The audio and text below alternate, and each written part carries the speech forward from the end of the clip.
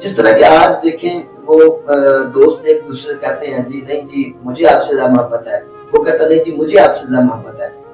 اور یہ محبت کا تقاضا اس وقت پتہ چلتا ہے جب ایک دوسرے یہ ناراض ہوتے ہیں، روٹتے ہیں۔ تو اکثریت میں جس سے زیادہ محبت ہوتی ہے نا، بے پناہ محبت ہوتی ہے، وہ پھر سے دوستی کا آغاز کرتا ہے، پہل کرتا ہے۔ اس میں نا مجھے ایک حدیث مبارکہ یاد آتی ہے کہ آقا جان رحمت صلی اللہ علیہ وسلم نے ارشاد فرمایا کہ جب دو دوستوں میں لڑائی ہو جائے، دو رشتہ داروں میں، تعلق والوں میں لڑائی ہو جائے، تو جو پہل کرے گا صلح کرنے کے لیے، پہلے آئے گا معافی مانگنے یا بات کو آغاز کرنے،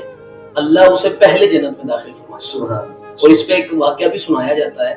کہ حضرت امام حسن اور حضرت امام حسین کی ایک دن کسی بات پر تھوڑی سی رنجش ہو گئی، تو ایک دوسرے سے ناراض ہو گئے۔ تو تیسرا دن آ گیا، حضرت امام حسین نے حضرت امام حسن کو خط لکھا کہ آپ میرے بڑے بھائی ہیں اور مومن کے لیے جائز نہیں ہے کہ وہ 3 دن سے زیادہ ایک دوسرے سے ناراض رہے، تو چونکہ آپ بڑے ہیں،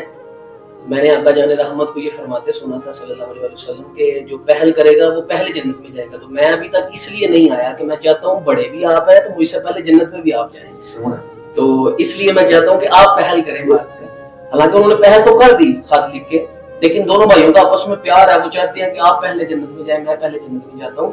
تو اس میں ایک پیغام یہ بھی دینا ہے کہ ضروری نہیں ہے کہ اگلا ہی آ کر آغاز کرے، آپ کو چاہیے کہ آپ آغاز کر لیں۔ بالکل جی، جس سے زیادہ محبت ہوگی نا، بے پناہ محبت ہوگی، وہ پھر سے آغاز کرے گا۔ اور محبت کے علاوہ بھی نا دیکھیں آپ جنت پانے کے لیے کر لیں،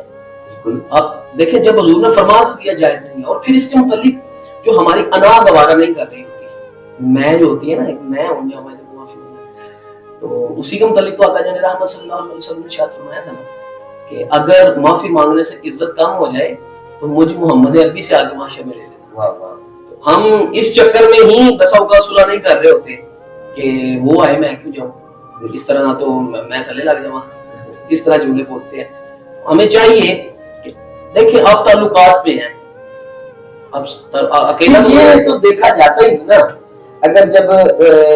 نقطہ نظر یہ آ جائے گا نا ہمارے پاس کہ جنت میں پہلے سرکار کا فرمان آ جائے گا کہ جنت میں پہلے وہ داخل ہوگا، جب انسان یہ سوچا پھر یہ تو دیکھا جاتا ہے کہ غلطی کس کی ہے،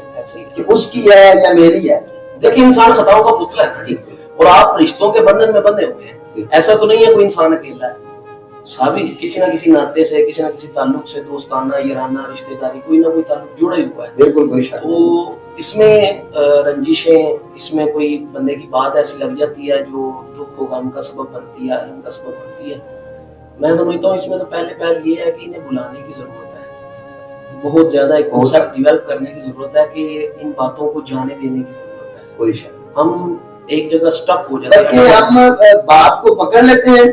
اور بندہ چھوڑ دیتے ہیں، بات پکڑ لیتے ہیں۔